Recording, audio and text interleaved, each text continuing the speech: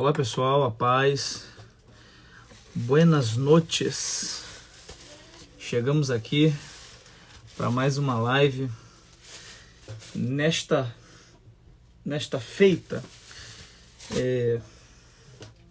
nesta semana a gente comemora 504 anos da Reforma Protestante e é um assunto muito pertinente para nós cristãos.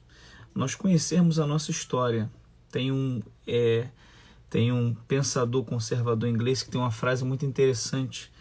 Ele diz assim: o povo que não conhece a própria história está fadado a repetir os mesmos erros. Então, quando a gente não conhece a nossa história, a gente acaba repetindo os mesmos erros. Então, é bom nós conhecermos a nossa história, entendermos a origem da igreja cristã, como a gente entende aqui no Ocidente, entendermos um pouco dessa questão da Reforma Protestante. E aí nós vamos abordar nessa semana muitos aspectos da Reforma, dentre eles os 5 princípios da Reforma. Esses 5 princípios não foram criados por Lutero, eles foram criados como um movimento dos herdeiros da Reforma para diferenciar a Igreja Romana da Protestante. Então já está entrando uma galera aqui, eu vou falando mais. Cadê? Paz do Senhor, Cris, Deus abençoe. Andresa, paz do Senhor. Stephanie, paz do Senhor. Meu amigo Gilson já está por aqui. Já vou aceitar aqui, meu amigo Gilson. Eu vou pedir para você que está entrando aí, manda essa live.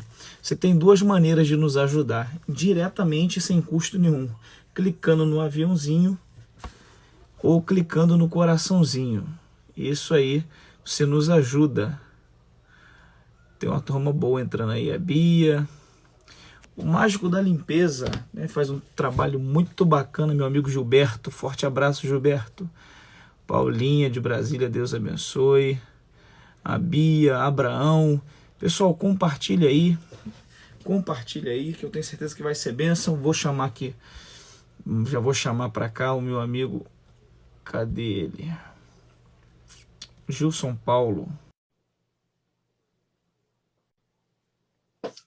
Pronto, mandei o convite. Um abraço, Beraldino Neto, Caldas Novas. Sabe que eu tenho vontade de conhecer Caldas Novas. Chegou aqui. E aí, reverendo, como é que o senhor está? Profeta, maravilha, graças a Deus, né? É um prazer estar aqui com o senhor, né? Contigo, e podemos aqui juntos trocarmos algumas impressões sobre esse fator importante que é a Reforma Protestante, né? Que até hoje aí nos impacta de forma direta. E é fundamental que todo cristão que se preza tem que saber minimamente a essência da reforma, até para se compreender e entender enquanto um reformador, né? Exato. E acredito que essa semana inteira aí toda será uma semana aí extremamente proveitosa e rica.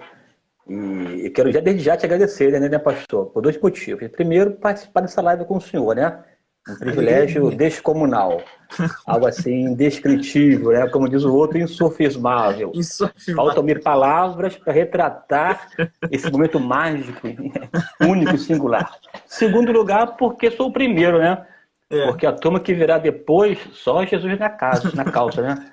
Só lagraxa de verdade. Ainda bem que sou o primeiro. Depois eles virão aqui e vão consertar aqui os meus equívocos e vamos embora.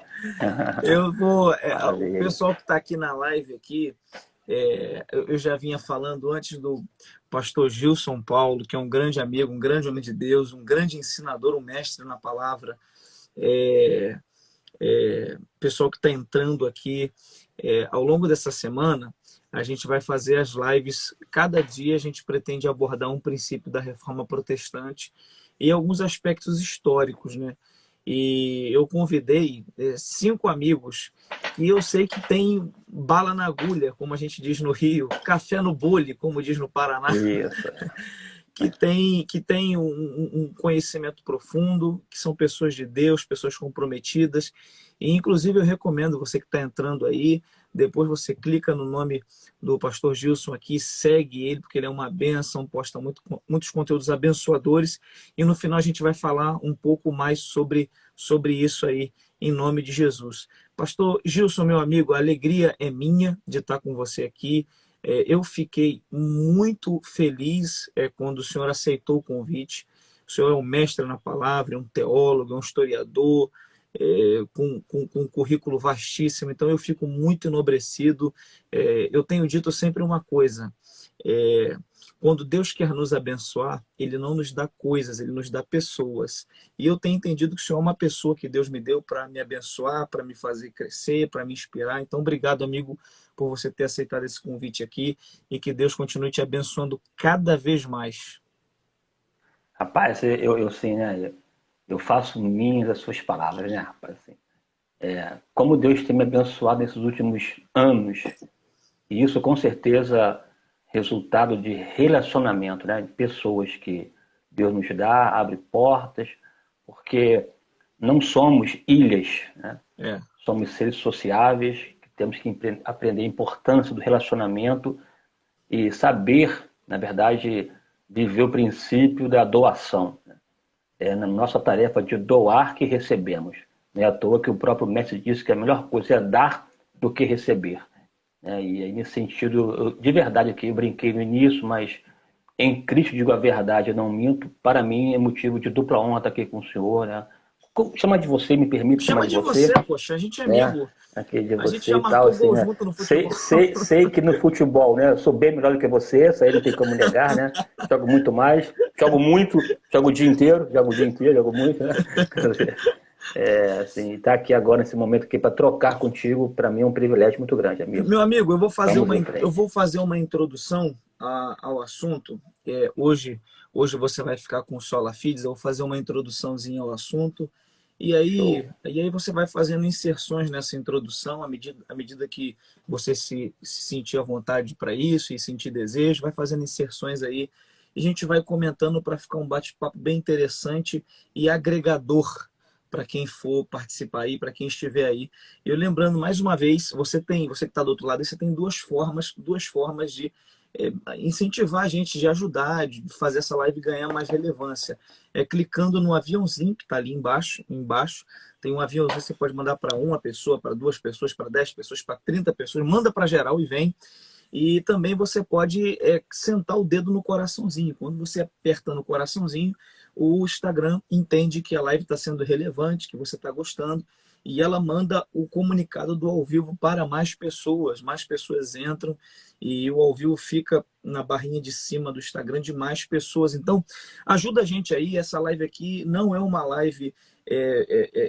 como tem muitas aí, tem gente entregando revelação por live, chave de casa por live, querendo revelar CPF por live, não. Aqui é uma live para o ensino da palavra, para o ensino histórico. Você que quer agregar conhecimento, que quer aprender, que quer absorver um conteúdo de qualidade, você fica aqui com a gente e compartilha, que isso aqui é para quem quer ser um pouquinho mais inteligente e aprender um pouco mais.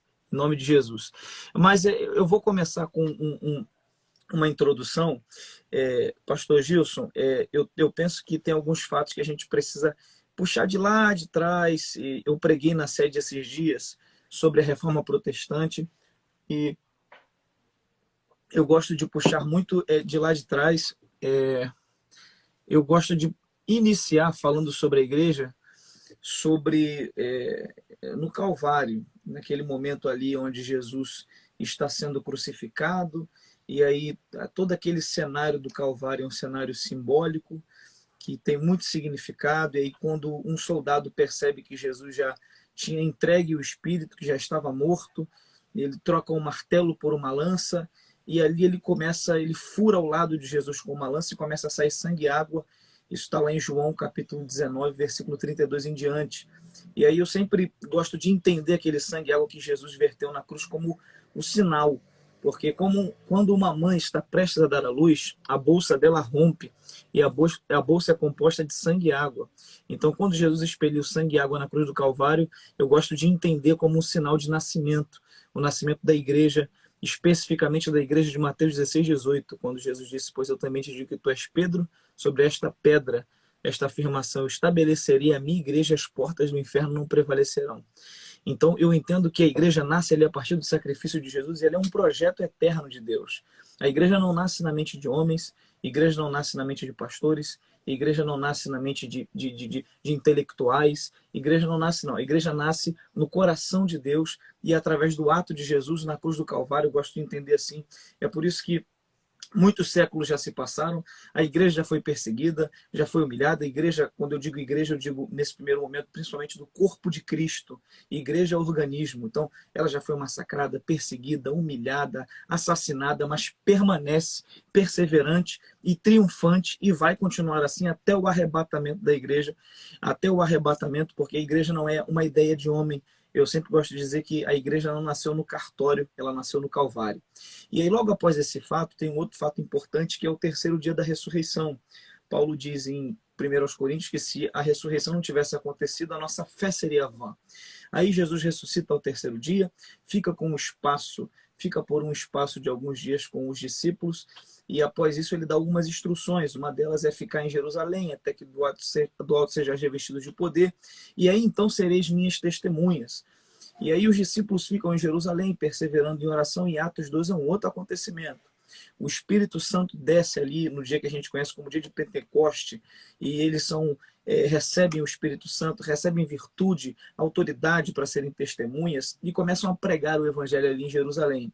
Após isso, um outro fato também marcante, a gente vai chegar na Reforma Protestante, eu penso que é Atos capítulo 7 e Atos capítulo 8, que é quando acontece a virada na igreja e ela passa a não ser mais apenas de Jerusalém, mas ela vai cumprir o propósito dela de anunciar o reino e o evangelho a toda criatura. A igreja estava restrita muito em Jerusalém, e é após a perseguição que a igreja vai se espalhar. E aí, Atos capítulo 8 ali, a gente vê o que acontece em Samaria, quando Filipe desce a Samaria, começa a pregar o evangelho, pessoas são curadas, e a partir de então a gente tem Atos 9, a conversão de Saulo, e essa virada, a igreja passa a ser gentia também. Aí um outro acontecimento importante é Atos 15, quando há a reunião do concílio em Jerusalém, quando Paulo e Barnabé dão testemunho da conversão dos gentios, e aí a Bíblia diz que pareceu bem ao Espírito e às colunas da igreja, que ali eram Pedro e Tiago, se posicionarem e não exigirem daqueles que eram gentios, que se converteram, a praticar os rituais judaicos, como circuncisão, celebração de festa, essa coisa toda. A partir dali começou a se entender que a salvação era pela graça e por fé, não através de observação de rituais humanos, mas por fé no sacrifício de Jesus. E aí o tempo vai passando e a gente começa a entrar em fatos extrabíblicos que eu penso que são importantes também para a gente entender. Se o senhor quiser fazer alguma inserção, o senhor pode me cortar à vontade, que o senhor tem, Não, tem perfeito, liberdade para perfeito. isso. Aí, Pode avançar. no ano 63, por volta do ano 63, acontece o incêndio em Roma. Nessa altura, a igreja já vinha sendo muito perseguida, mas o Nero, por o incêndio, toma Roma, e um dos poucos bairros que não são atingidos é um bairro de cristão, majoritariamente, e ele tenta culpar os cristãos, e a perseguição se intensifica mais ainda no Império Romano, e os cristãos começam a ser mais assassinados, mortos, torturados de todas as formas, mas a igreja persevera, a igreja continua, e aí a gente já vai para o ano 313, quando acontece uma outra virada que eu penso ser talvez a mais importante, uma das mais importantes, não a mais, mas uma das mais importantes, que é o fato de Constantino dominar o Império Romano inteiro, se tornar um imperador do Império e ser extremamente dócil e ser extremamente simpático ao cristianismo.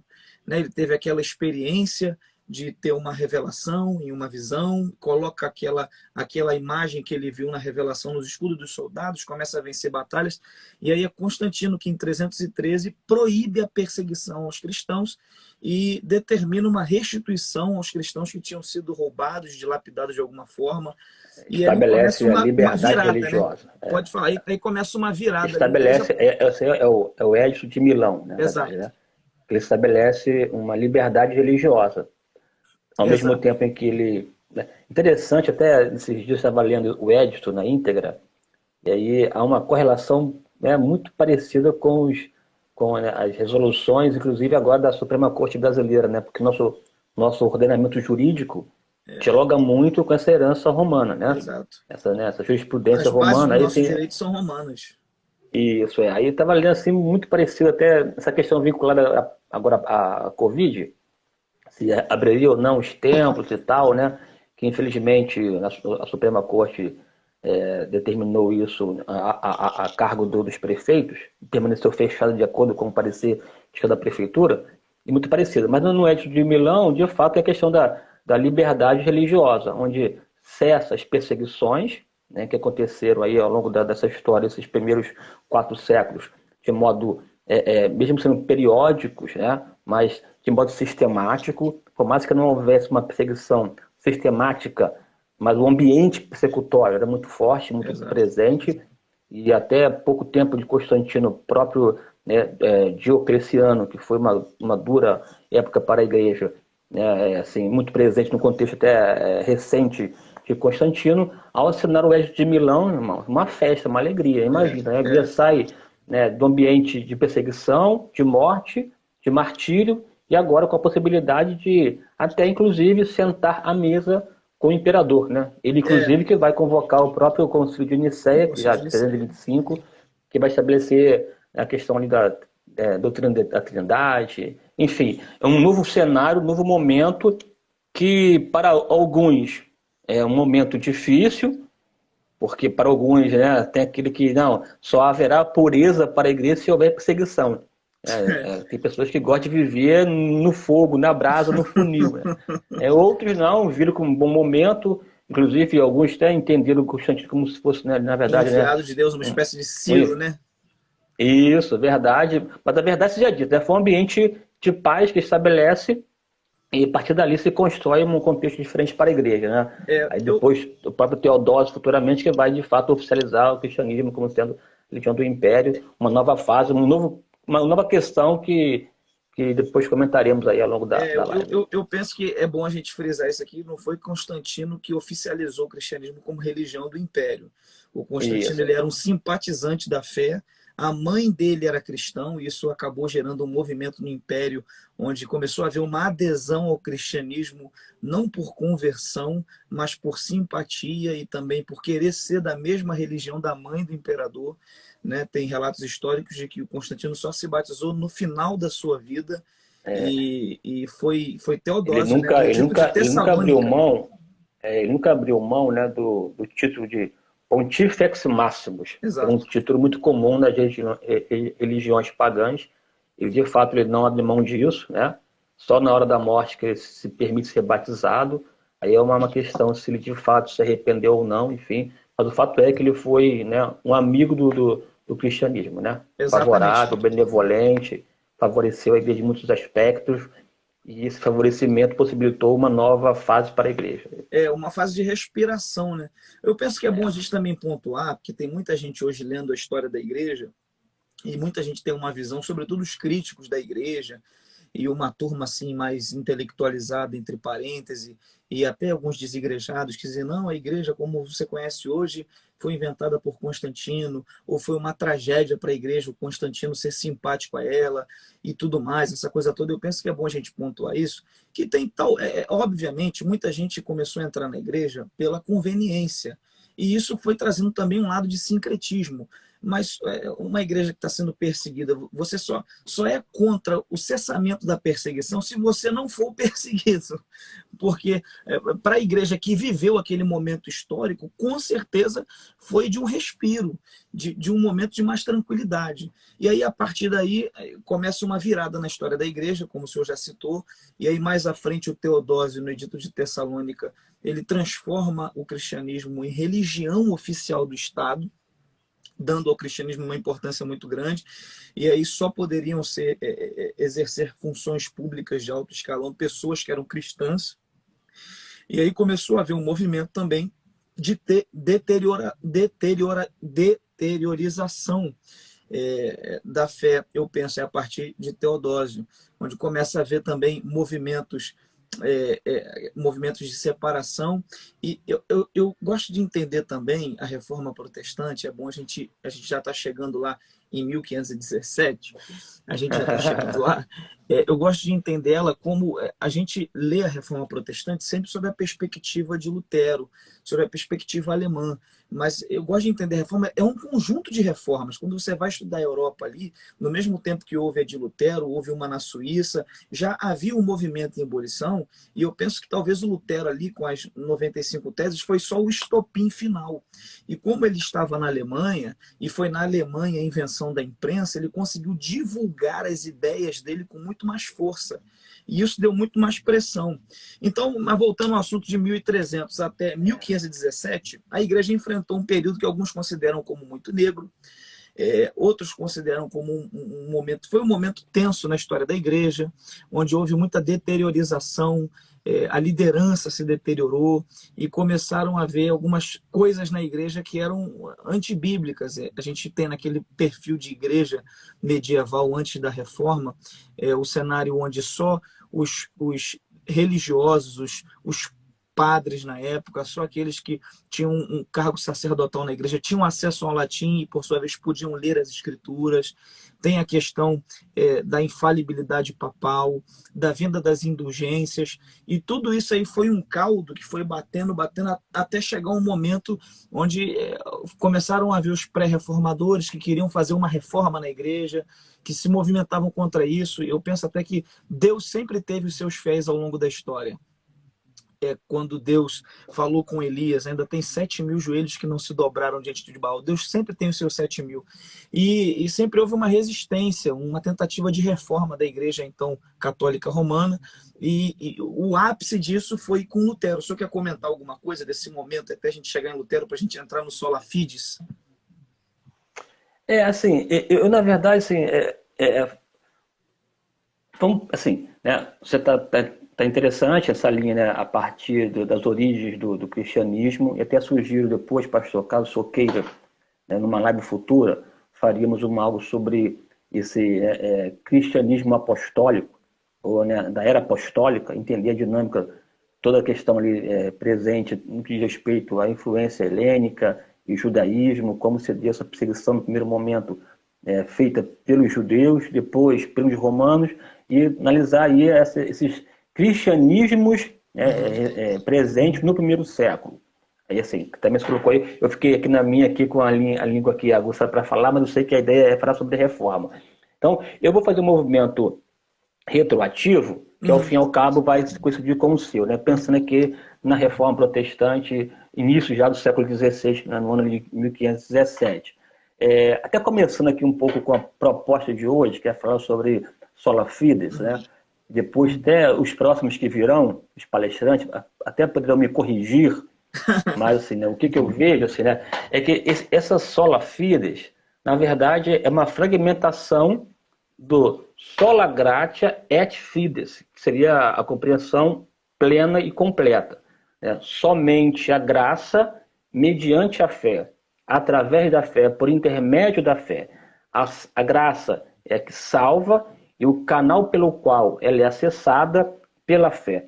Na verdade, a reforma ela não foi um movimento homogêneo, como você colocou muito bem aí, só a guisa de ilustração. Na Alemanha, o luteranismo, com as suas vertentes, seja anabatistas, menonitas, esse luteranismo, quando migra ou influencia a Suíça, aí tem lá o calvinismo em Genebra, ou uma outra igreja com uma concepção, né, em Zurique com Zwinglio. Quando vai para a Inglaterra, surge o anglicanismo com uma resposta do puritanismo. Pensa na Escócia, surge o presbiterianismo com o tempo. Então a gente percebe aí que tem uma pulverização desse movimento chamado Reforma. Antes de Lutero, basicamente duas grandes igrejas que representavam a dita cristandade. Nós chamamos de esse corpus cristiano, essa cristandade. E cristandade tem essa ideia também muito ligada ao contexto medieval, né? Seria essa população mundial, né, debaixo da mesma malha cristã, tendo uma única igreja como sendo hegemônica e liderando. Na verdade, não tinha somente uma de Roma. Tinha de Roma, mas também a oriental ortodoxa em Constantinopla. Né? Basicamente duas. Claro que sempre houve dissidentes, seja a igreja cópita no Egito ou a igreja na Armênia, mas basicamente a oriental em Constantinopla e a ocidental em Roma. já no século XVI, essa, né, multiplicidade de segmentos. Porém, no que diz respeito à reforma protestante, todos eles tinham em comum o ponto essencial. Que ponto era esse? O tripé. O tripé sola gratia, sola scriptura e essa, né, communio sanctorum, a comunidade de todos os santos, que tem a ver com o sacerdócio, né, de todos os crentes ou todos os cristãos. Né? Quer dizer, então, o coração da reforma, independentemente seja calvinista, arminianista, ou menonita, ou anglicano, ou puritano, esses segmentos todos eles possuíam a essência que seria o tripé. Essas 5 solas que você está trabalhando, na verdade, acontece num segundo momento, né? Com a segunda geração da reforma.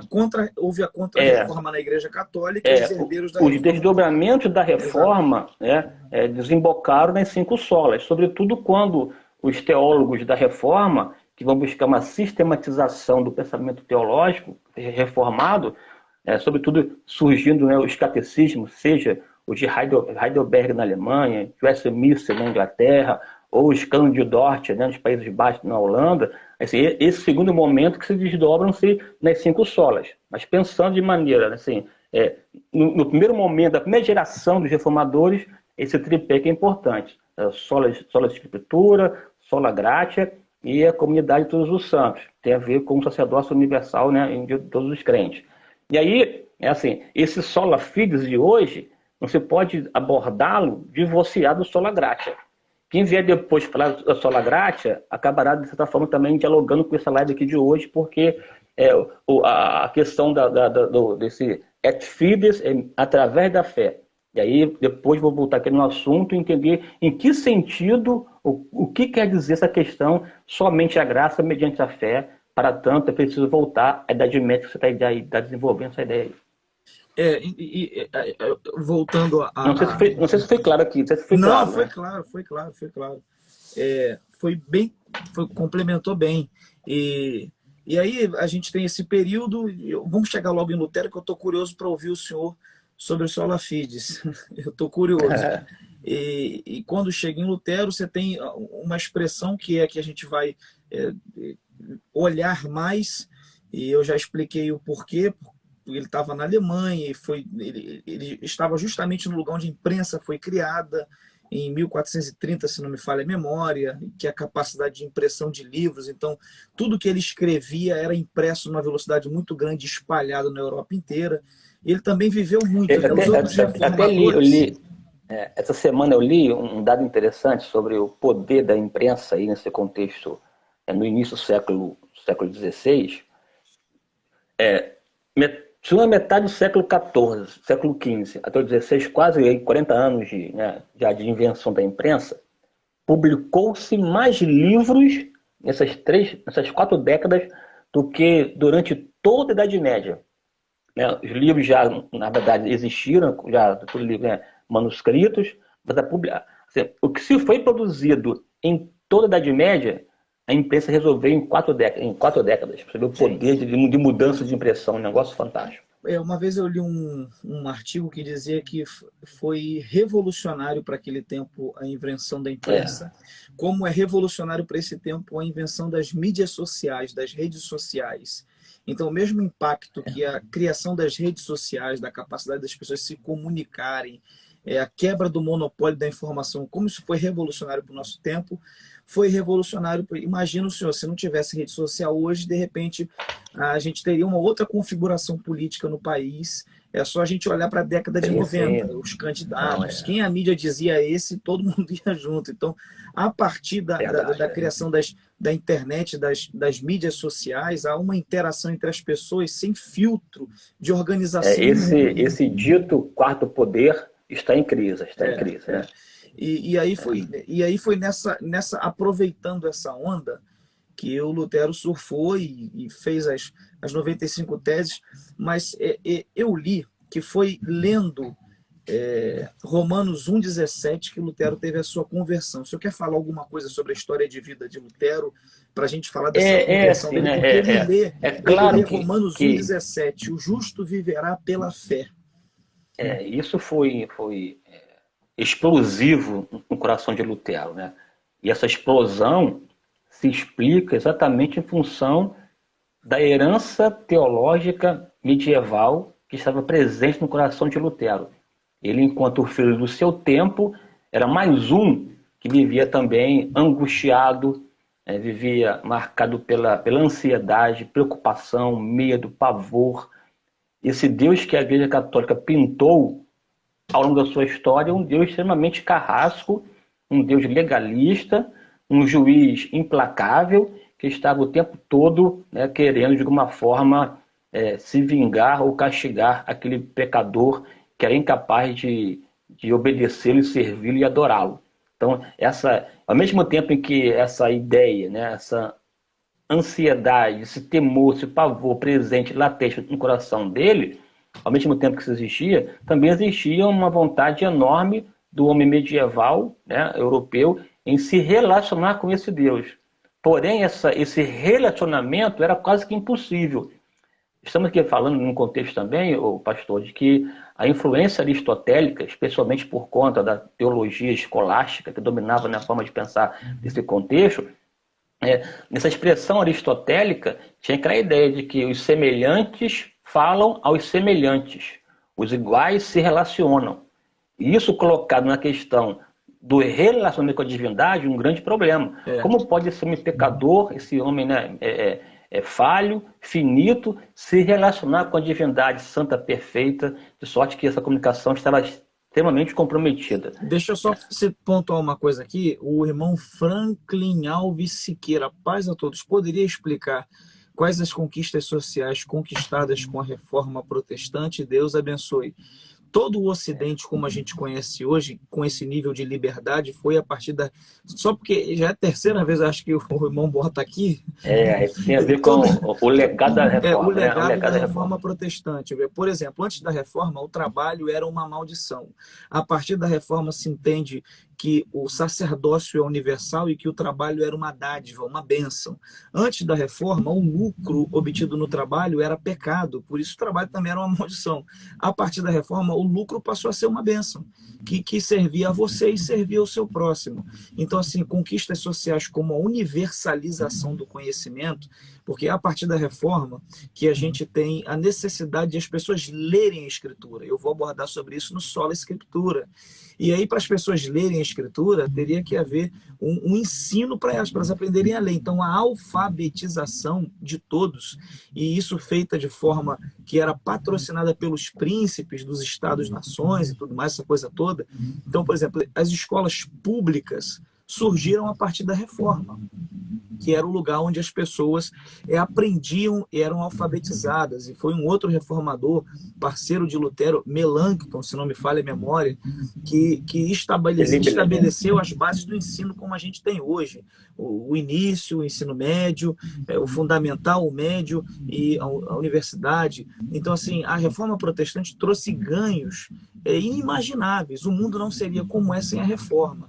Então, assim, tem diversos trabalhos, como até aquele livro famoso, A Ética Protestante, do... Espírito capitalista. Exato. O Max Weber trata muito essa questão no livro dele. Ele faz uma comparação entre as nações que eram protestantes em determinados momentos no livro e as nações que eram católicas. E como os católicos não liberavam o conhecimento, não era interessante para eles, porque a igreja detinha um monopólio da escritura. É a partir da reforma que esse monopólio é quebrado e o conhecimento tem que ser espalhado. As universidades, por exemplo, Harvard, foi uma universidade fundada por um pastor congregacional, John Harvard. Então, assim, teve ganhos na área da educação e teve ganhos na área científica por causa desses ganhos na área da educação. Então, foram diversos ganhos. A partir da Reforma Protestante também, que a mulher começou a ser mais valorizada, porque nas escolas protestantes, tanto homens como mulheres eram tratadas de forma igual.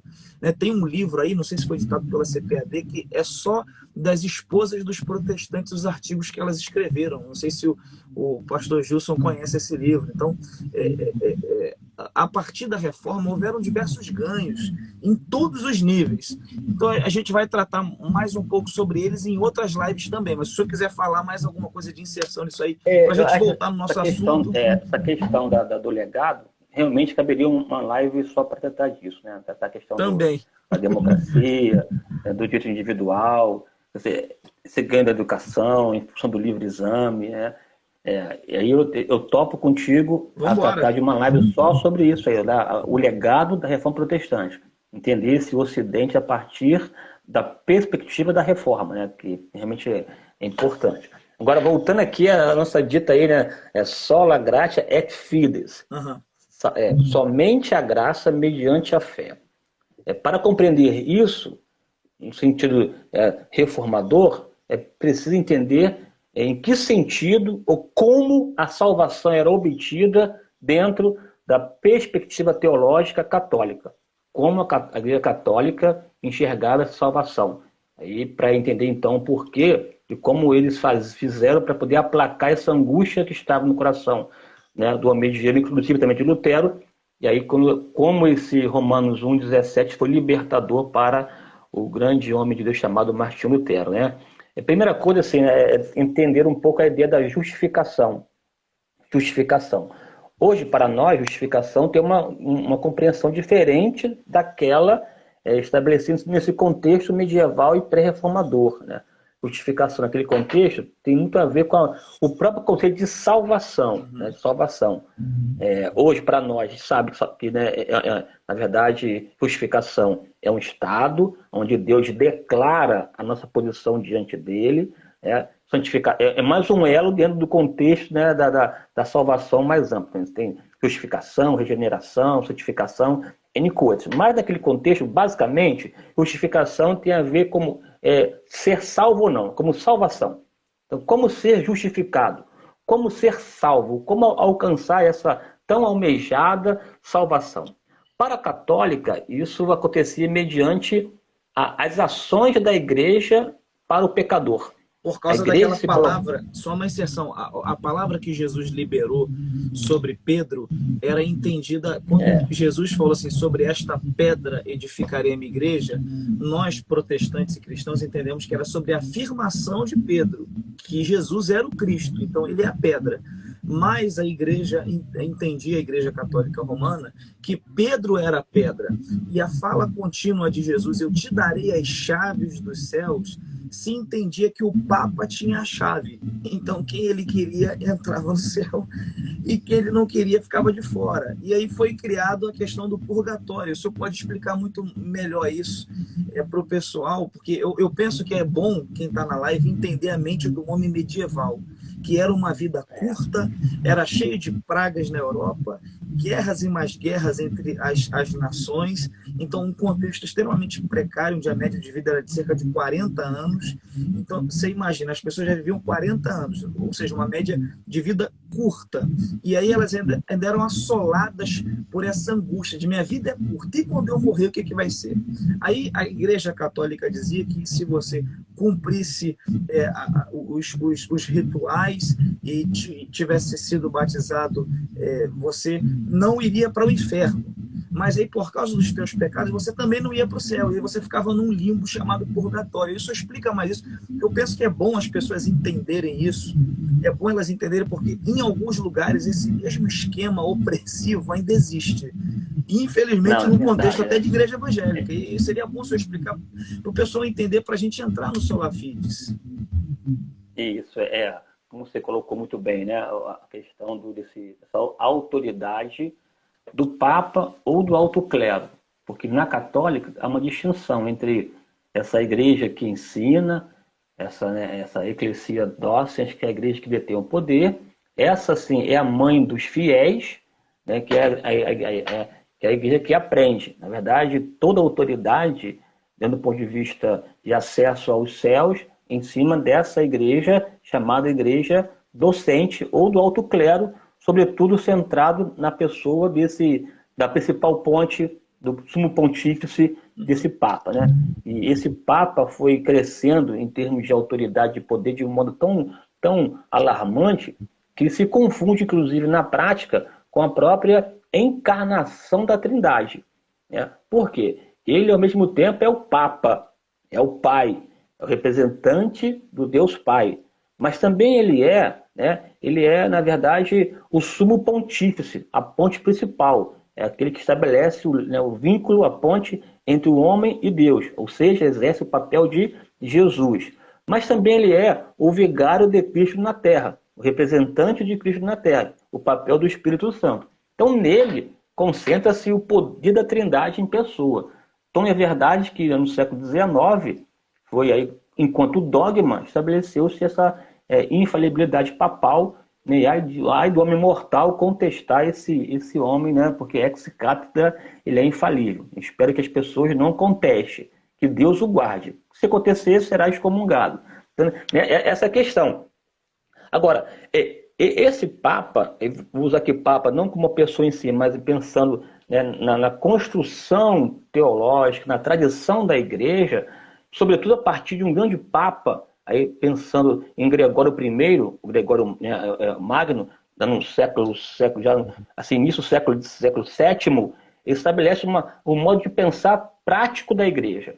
O modo de pensar teológico, né, num discurso, a Igreja adotou os ensinamentos de Agostinho, que tem muito a ver com a predestinação, com a ideia do monergismo, a salvação pela graça, assim, inclusive os reformadores, de alguma forma, recuperaram alguns ensinamentos do próprio Agostinho, né? Mas no Agostinho, que é século considerado o XVI, maior teólogo depois de Paulo na história da igreja.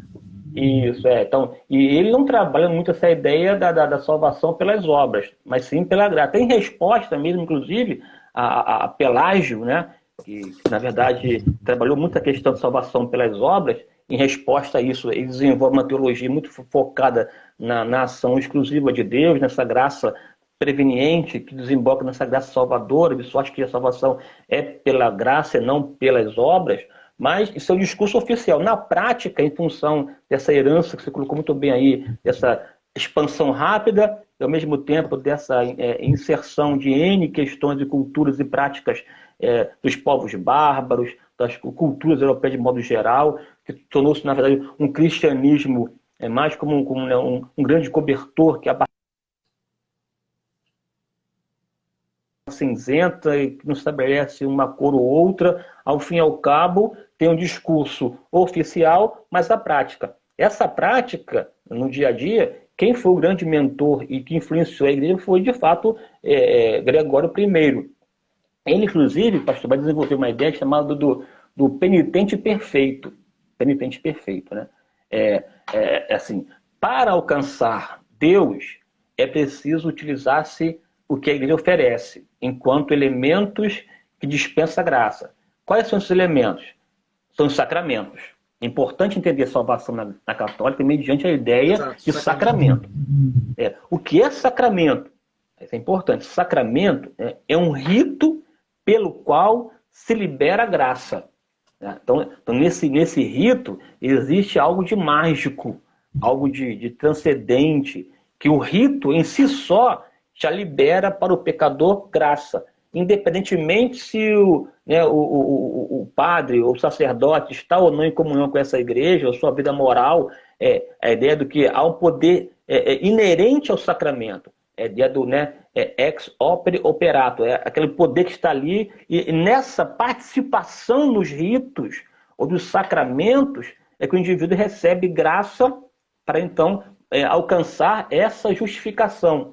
Olha só, para alcançar não é para tê-la, é para alcançá-la. De sorte que essa justificação, que tem a ver com salvação, é uma questão processual, que vai se desenvolvendo. Se desenvolve na medida em que o indivíduo aplica a sua vida os sacramentos, a começar com o batismo, que no batismo ele tem, na verdade, o pecado original perdoado, mas tem um efeito do pecado que precisa recorrentemente se aproximar dessa igreja, e quanto mais próximo dela, através dos sacramentos, ele sobe os degraus da escada. Porque essa teologia católica, na verdade, coloca Deus no topo da escada e o homem, o pecador, lá na base. Ele precisa, então, subir degrau por degrau. E esses degraus quem estabelece o caminho é a própria igreja. Na medida que ele se envolve com os sacramentos, ele vai recebendo graça, vai subindo. Se ele cair do degrau, da escada, ele pode recomeçar através do remédio que cura o pecado, que são o quê? Que são os sacramentos, especialmente a questão da penitência. É o sistema de penitência, porque a penitência também em si é um dos sacramentos da igreja. Uhum. Aí, esse Gregório, né, ele trabalha do penitente perfeito, de que a melhor coisa, já que a gente precisa, na verdade, se aproximar de Deus, quando um homem aceita os votos e entra para o mosteiro, ele já está, né, degraus acima. Porque a própria vida monacal, a vida no mosteiro, já vai fazer com que ele pense somente e viva somente em função de Deus e vai utilizar na sua vida todas as práticas da Igreja Católica, especialmente a questão da penitência. Então, eu vou estar aqui na penitência. Fala. O contexto de o contexto de Lutero, para ele alcançar essa revelação de salvação pela graça por meio da fé, esse contexto de alguém que lê Romanos 1,17 entende que o justo viverá pela fé. Então, é esse contexto aí que você ouviu, que era um contexto de opressão do homem daquele tempo, uma vida curta, muita opressão religiosa, onde ele tinha que cumprir diversas coisas. E uma das coisas também que impulsionou Lutero a escrever as 95 teses e cravar elas na entrada da igreja de Wittenberg, que não era nenhum ato revolucionário, isso era uma espécie de convite a um debate teológico a respeito de alguma questão. Então, foi quando ele começou a ver a venda das indulgências. Você poderia falar um pouco para a gente sobre essa questão da venda das indulgências e como que foi, entre aspas, revoltando Lutero, essa coisa toda? Você poderia destrinchar esse assunto para o pessoal que está do outro lado aí? Então, nessa lógica aí, né, da penitência, em que ao mesmo tempo a ideia de pecado muito forte no coração desse homem medieval, esse homem medieval que vivia o tempo todo diante da morte, a morte era algo também latente, né? Como você colocou muito bem aí, o homem tinha 3 certezas. Uma, que morreria; a segunda, que não saberia quando; e a terceira, não sabia para onde iria, né? Quer dizer, uma questão que estava ali presente. Então, o que fazer aqui na vida para poder partir em paz e estar com Deus? Né? Então, nessa lógica, entra a questão dos sacramentos, em especial a penitência. A penitência, como acontecia? Na verdade, assim, o indivíduo pecou na católica. Então, como vai resolver a questão desse pecado? Primeira questão tem a ver com essa contrição.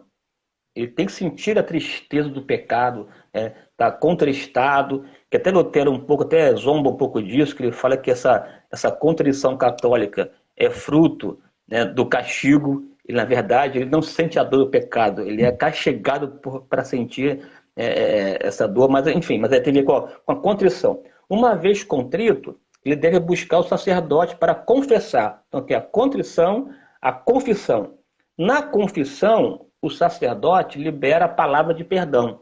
Nessa palavra de perdão, carrega, porque é um ritual, é um sacramento, carrega o poder de perdão. No entanto, somente a contrição e a confissão não daria conta. Ele precisaria fechar o pacote com a reparação ou com a satisfação. É na satisfação que ele iria resolver o problema do pecado. E como ele iria satisfazer, compensar o pecado? A partir, né, da orientação que o sacerdote dava para ele. O padre, o sacerdote a que me refiro é o representante do clero católico. Aí poderia ser, vai lá rezar 100 Ave Marias ou 100 Pai Nosso, dar esmola, fazer o bem, peregrinar lá para Roma ou peregrinar para Jerusalém. Tudo que a igreja mandava, todos os atos, todas as orientações têm a ver com essa satisfação. Uhum. Então, ao fim e ao cabo, são as satisfações que ele fazia que iria, na verdade, promover a salvação, esse processo de salvação. Nessa questão, a salvação era, ao mesmo tempo, quantitativa, porque quanto mais faz, mais salvo seria, né, ou iria ampliar a sua salvação, mas também era objetiva. Não era uma questão subjetiva da experiência, tem a ver com o objetivo no aspecto de concretizar, de fazer. Não era uma questão de sentir ou de experimentar, tem a ver com toda a estrutura externa. E falar que em salvação na católica tem a ver com toda essa ideia, né, do exterior, do concreto, do visível, do palpável, do tangível, a Igreja Católica gigantesca para expressar esse Deus presente a partir dela. Mas também era relativa, porque por mais que ele fizesse, nunca teria certeza de que de fato foi suficiente para fazer. Então, ele poderia, inclusive, pastor, na questão dessa satisfação, né, dessa reparação, ficar livre dela. Como? Pagando a igreja. Pagando ou comprando um documento no qual ali constasse o seu perdão, que tem a ver com a indulgência. A indulgência era, você não precisa ir rezar 100 vezes a Ave Maria, o Pai Nosso, ou peregrinar. Como o Papa é a porta, é a chave, né? é a ponte entre Deus e o homem, ele pode facultar você esse acesso. Porque a igreja, ela tem essa autoridade, conforme você colocou muito bem, em função dessa primazia petrina. E também a igreja tem acesso ao chamado tesouros da igreja. O que seria esse tesouro da igreja? Homens no passado viveram tão bem, né? Foram tão santos, aplicaram e viveram as penitências, os sacramentos tão intensamente que eles conseguiram ter condições de salvar-se. Ainda sobrou aí um lucro, digamos assim, de tanta coisa boa que ele fez, que a igreja pegou e guarda no seu depósito, no seu tesouro. Homens santos que foram depois canonizados, fizeram para si, ainda sobrou um pouco para outro, que ela pode pegar esse tesouro e aplicar na vida do camarada. Então a pessoa pode ir lá e pegar essa indulgência, pagar, de certa forma, comprar e ser salvo. Olha que questão complicada. E no tempo de Lutero, a gente tem uma questão também que era essa questão das indulgências. Houve um fato que é bom a gente entender, que foi um fato talvez que motivou Lutero a escrever as 95 teses. Havia, na época, a construção de uma igreja chamada Basílica de São Pedro, que seria um templo muito grande, e por isso uma demanda financeira muito grande foi criada. E aí essa pregação, entre aspas, das indulgências, da compra, tem até um pregador das indulgências chamado Tetzel, se não me falha a memória, que esteve na Alemanha, que irritou Lutero, e aí foi a partir dali que ele leu Romanos, e aí ele começou a enxergar. A gente até aqui falou muita coisa da Igreja Católica, o senhor falou das penitências, coisas. Agora começa a falar como a gente entende a partir da Reforma, porque foi diante disso que Lutero leu Romanos. E aí eu digo para ficar claro para o pessoal do outro lado, que ele se converteu lendo Romanos, e a partir dali que ele começou a caminhar uma caminhada de fé. E ali ele escreve as 95 teses, contrapondo a venda de indulgências e algumas outras coisas. E os herdeiros da Reforma, eu voltando nesse assunto, cunharam das 95 teses esses princípios para as igrejas, então, protestantes se nortearem. E aí, como é que o senhor fala? O senhor conseguiria traçar um paralelo? Antes da reforma era salvação assim, agora após a reforma é assim? Isso, o senhor pode traçar esse paralelo para ficar claro para a gente que está do outro lado? Então, porque, por exemplo, até agora o que foi dito. Salvação na católica depende das ações do pecador. Portanto, a salvação pelas obras. Então seria, na verdade, né, a graça sendo acessada mediante as obras. Essas obras, não obra qualquer, obras estabelecidas, definidas por essa própria igreja. Se alguém quer ser salvo, tem que ser pela graça. Pela graça. Como acessar a graça? Através das obras. Que obras são essas? Os sacramentos da igreja. Isso aqui é importante. Portanto, salvação tem a ver com a capacidade do indivíduo que vai caminhar em direção a essa salvação. De sorte que na católica, a salvação se dá quando o homem se caminha, se direciona em direção a Deus, subindo a escada. Na reforma, há uma mudança de compreensão. Não precisamos subir, é Deus que desce. É Deus que vem ao encontro do homem. É diferente. Na católica eu subo a escada, mas na reforma Deus desce, Deus se faz carne, né? O verbo se fez carne, habitou entre nós e se manifestou, e nessa manifestação que podemos ser salvos em função daquilo que ele fez, não daquilo que nós fazemos. Aí Lutero então entende o seguinte, na verdade, né, essa experiência dele, Porque Lutero foi, na íntegra, esse penitente perfeito de Gregório. Ele, enquanto monge agostiniano, ele fez de tudo que estava à disposição dele, o que ele oferecia em termos de jejum, oração, penitência. Ele até adquiriu N enfermidades por conta dessa vida ascética que ele vivia intensamente. Quanto mais fazia, mais medo, terror sentia de Deus, ao ponto de Lutero não ter prazer em Deus. Pelo contrário, Lutero odiava Deus, porque Deus era a figura do carrasco. Essa ideia de Deus Pai para Lutero não era algo confortador, era algo que reprimia, que sufocava. Porque se meu pai terreno era tão cruel comigo, que me batia por qualquer motivo, a minha educação foi uma educação muito pesada, dizer que se Deus é pai, é um Deus que quer me matar, quer acabar comigo, porque por mais que eu faça, nunca consigo encontrar no meu coração paz plena, paz perfeita. Nessa angústia, então, né, o mentor dele do mosteiro o enviou para lecionar teologia lá em Wittenberg, né, desde 1513 até 1518, 5 anos ele ensinando. Nesses 5 anos, pastor, é que ele tem lá a chamada experiência da torre. Que desenvolve, ensina teologia, ensina Salmos, ensina Gálatas, ensina Romanos, e nesse contato direto com o texto bíblico, então cai a ficha. Aí Lutero então se aprofunda, aí lendo de fato Romanos 1,17, que ele mesmo diz isso, né? É como se, né, as escamas caíssem dos seus olhos, ele deixa de ver Deus, um Deus carrasco, e se depara e se experimenta um Deus de graça. Um Deus gracioso, um Deus que ama, um Deus que pega a justiça dele e imputa, acredita em nós, independentemente daquilo que fazemos, daquilo que fizermos, porque a salvação não está mais no âmbito, né, daquilo que eu faço, mas sim no âmbito daquilo que Jesus fez por mim ou fez por nós. E o acesso a essa graça não se dá por aquilo que a igreja manda fazer. Pelo contrário, é somente, quando diz somente, quer dizer, não tem outra coisa. É somente a graça mediante a fé. É essa fé que nos dá acesso à graça que salva. Essa fé não é uma fé aristotélica, não é uma fé escolástica, não é uma fé inteligente. Essa fé é capaz de aceitar o Deus que me aceita. Aleluia. Que às vezes o indivíduo não aceita a aceitação de Deus. Ele não aceita a aceitação de Deus. Essa fé é capaz de fazer com que o indivíduo, essa fé salvadora, né, de aceitar um Deus que livremente decide me aceitar baseado nos méritos de Jesus e não nos próprios méritos. O que é difícil, porque nós sempre queremos acrescentar alguma coisa nesse processo, né?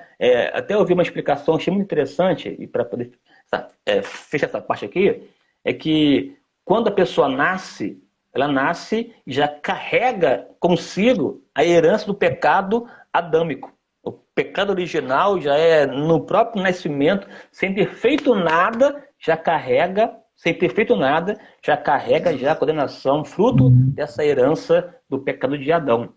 E também acontece da mesma forma, quando o indivíduo nasce em Cristo, ao nascer, por si só, somente por nascer, sem ter feito nada, ele carrega a graça, a salvação e se torna uma nova criatura na pessoa de Jesus, sem precisar fazer nada, somente pela fé, aceitar a aceitação de Deus, de sorte que ali se estabelece uma mudança. É bem verdade que essa salvação em Cristo, né, ou essa aceitação da graça pela fé, ela se dá de modo para além das minhas emoções, mas ela é tão poderosa, tão forte, que ela transforma o indivíduo numa nova criatura, numa nova criação. E nessa transformação, novas propostas nascem, né? Novos objetivos, um novo olhar, uma nova proposta. Aí não tem mais a ver com a questão ligada ao pecado, mas sim com santidade, que é um processo que acontece a partir dessa experiência. Nessa experiência pessoal. Aí, olha só, enquanto a católica ela é, na verdade, quantitativa, na reforma ela é qualitativa.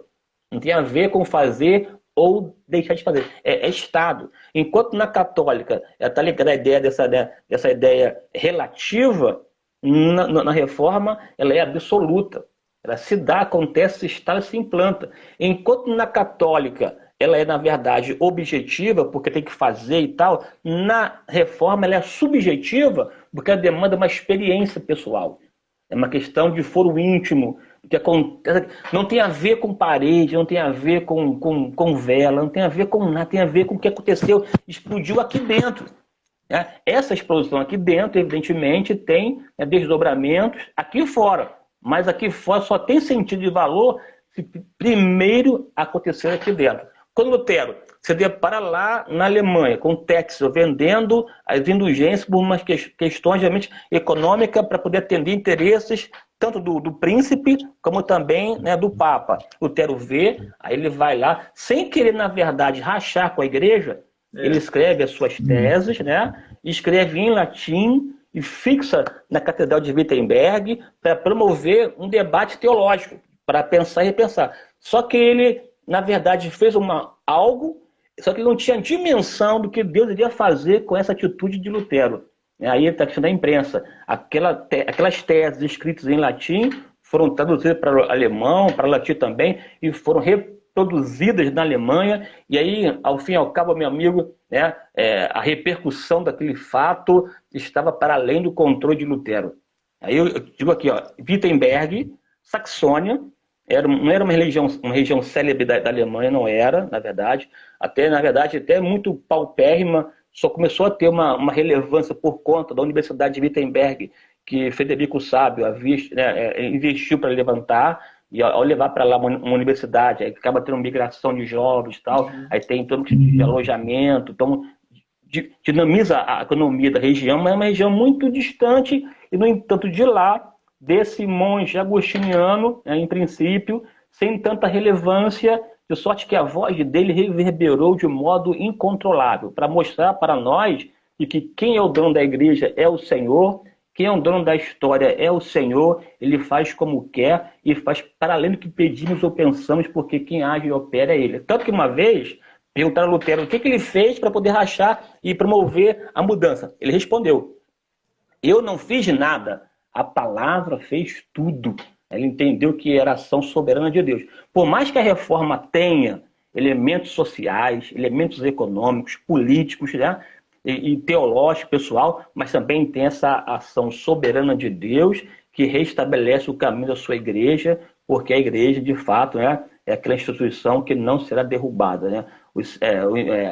As portas do inferno não prevalecerão contra ela. Ela supera os problemas, de sorte que Deus continua ainda assentado no trono, controlando o processo da sua própria igreja, né? Então, não sei.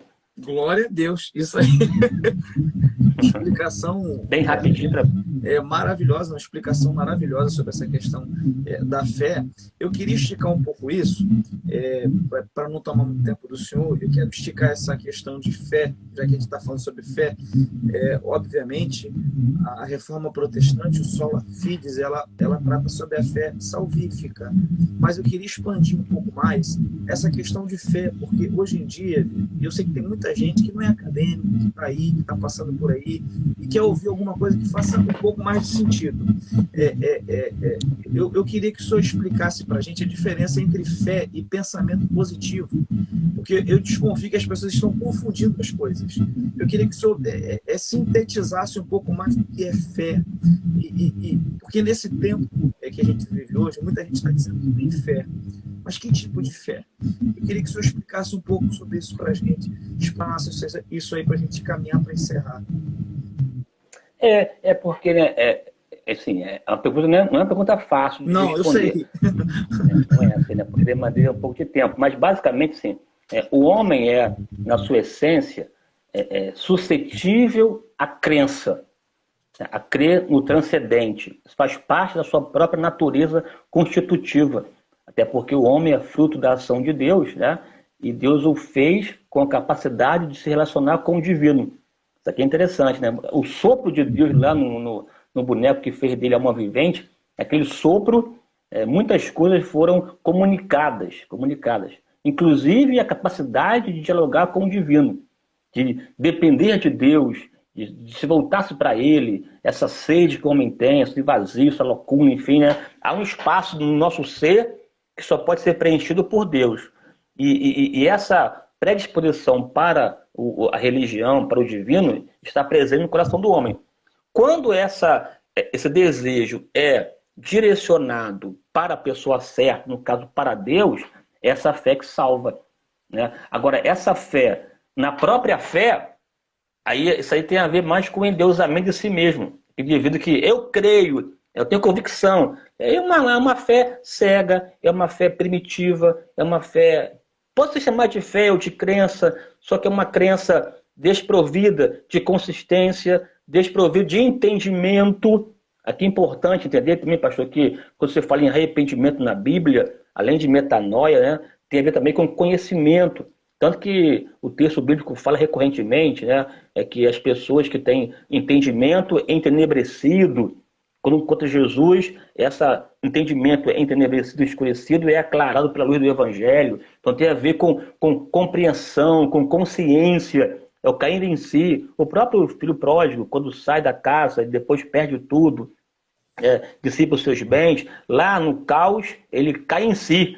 E caindo em si, esse cair em si, esse cair em si tem a ver com essa compreensão de si mesmo, é o penso logo existe, né, de se perceber, de se notar, ter a capacidade de se analisar, e caindo em si, diz, na casa do meu pai há muitos trabalhadores, então entende que tem a casa do pai e decide voltar. Então, essa fé que volta para Deus, essa fé que sai do indivíduo e é canalizada para o pai que está com o braço aberto para receber, portanto, ele tem uma decisão de levantar-me-ei, irei ter com meu pai, então tem a ver com uma decisão pessoal de retomar o caminho e recomeçar a caminhada, ao chegar lá, reconhecer que é pecador, né? Pai, pequei contra os céus e perante ti, reconheci que não tem vez, não tem voz, não merece, mas a graça que recebe, o pai de braços abertos, não, já tem aqui anel para você, tem anel, tem vestimenta, tem festa, não pergunta com o que ele gastou, o que ele perdeu, está somente esperando já para festejar aquele filho que havia se perdido e que voltou.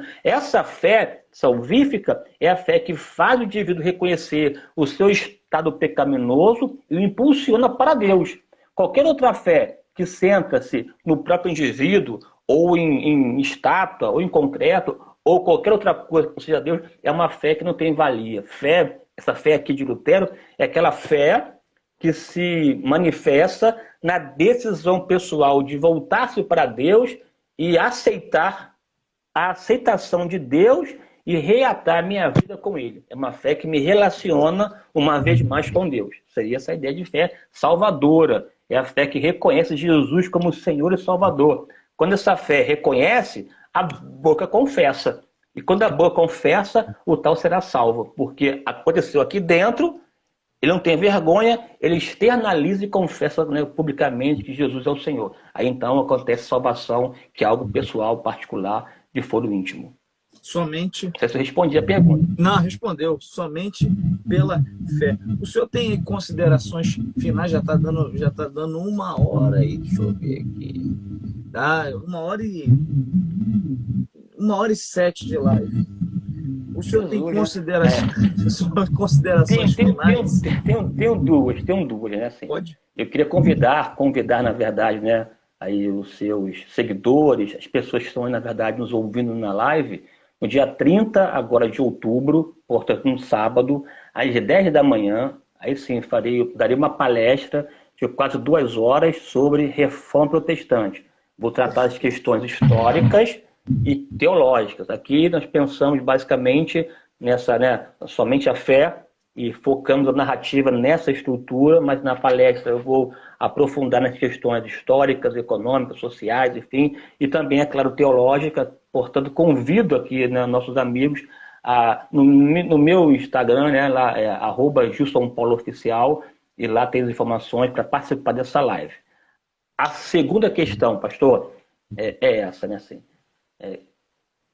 que cada um de nós possamos nos libertar da culpa, Amém. do sentimento de inferioridade, de acusação, porque o véu foi rasgado e em Cristo Jesus estabeleceu-se um novo e vivo caminho. Pela graça de Deus manifesta em Jesus, em Cristo, nós temos paz com Deus. Sendo, pois, justificados pela fé, temos paz com Deus. É importante que tenhamos a clareza de que eu não estou salvo e depois condenado. Eu estou salvo em Cristo e vou permanecer salvo nele. Como salvo que sou, eu tenho que viver de acordo com a minha nova natureza, que é uma natureza divina, de Deus, cuja ação visa a sua glória. Portanto, o meu papel é adorá-lo na beleza da sua santidade, seguir firme, porque o véu foi rasgado, o perdão de Deus é uma verdade, eu tenho que tomar posse disso e viver, não em crise, mas em paz com Deus, que me salvou e me justificou diante dele. Amém. Meu amigo pastor Gilson, muito obrigado pela participação do senhor aqui, pelo esclarecimento, essa abordagem mais profunda das questões que envolvem a salvação da Igreja Católica para a diferença da Reforma Protestante. Para mim foi muita coisa esclarecedora, que eu não tinha estudado a fundo ainda essas questões da Igreja Católica, desses 3 passos. Então, eu tenho certeza que vai ser produtivo demais a palestra do senhor. Pode falar. Inclusive, assim, quem quiser se aprofundar para compreender essa ideia de sola gratia et fides, é preciso ler as resoluções do Concílio de Trento. Porque como Trento foi um concílio também reacionário, que reafirmou, né, as doutrinas da Igreja, em cada declaração do concílio fica mais clara a ideia de salvação. Eu posso ler aqui um só rapidinho? Posso? Pode. Ó, só aqui, né, o capítulo 4 do documento, no cânone 9 e 23, diz assim, ó: se alguém disser que o ímpio é justificado somente pela fé, entendendo que nada mais se exige como cooperação para conseguir a graça da justificação, olha só que interessante, né? Se alguém disser que o ímpio é justificado somente pela fé, entendendo que nada mais se exige como cooperação para conseguir a graça da justificação, e que não é necessário, por parte alguma, que ele se prepare e disponha pela ação da sua vontade, seja anátema. Se alguém disser que a justiça recebida não se conserva, nem tampouco se aumenta diante de Deus pelas boas obras, mas que as boas obras somente são frutos e sinais da justificação que se alcançou, e não é a causa do aumento da mesma, seja anátema.